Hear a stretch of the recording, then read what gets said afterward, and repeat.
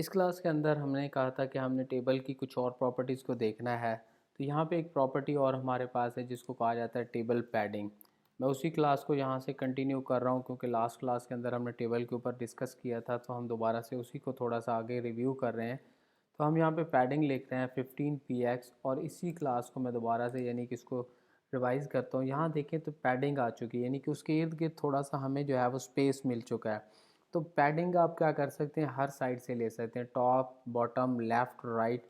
तो बहुत ही आसान हो जाता है आपके लिए पैडिंग जो है वो अप्लाई करना।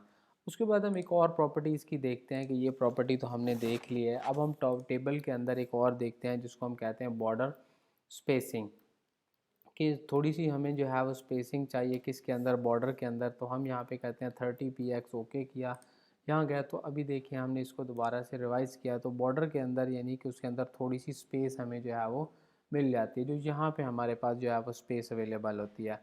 तो यहाँ तक अगर आप लोगों को कोई इश्यू हो तो आप मुझे कमेंट में रब्ता कर सकते हैं, बहुत ही आसान वे है मेरे पास का।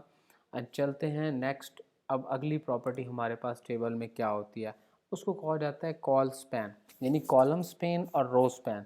तो हम कॉलम स्पेन कहाँ पे करते हैं, लाइक मैं कहता हूँ कि जी कंपनी का नाम बहुत बड़ा है तो इसको 2 टेबल के ऊपर होना चाहिए, यानी 2 सेल के ऊपर होना चाहिए। तो यहाँ मैं लिखता हूँ कॉल स्पेन और यहाँ कर देता हूँ 2। सेव करूँगा, जैसे ही यहाँ जाऊँगा अभी आप देखेंगे कंपनी का नेम जो है वो 2 टेबल के ऊपर फैल चुका है। This is called call Spain.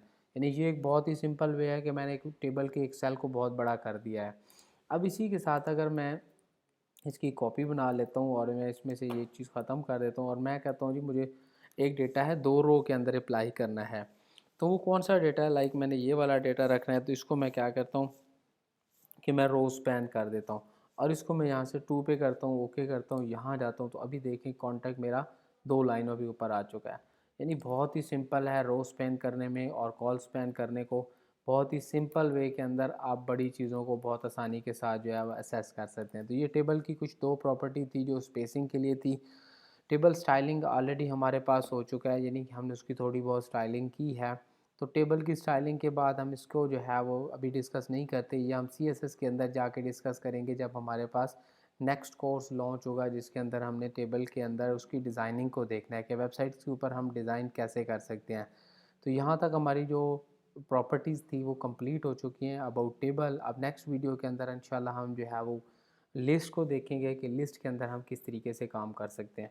जुड़े रहिए हमारे साथ, मिलते हैं अगली वीडियो में। Thank you, Allah.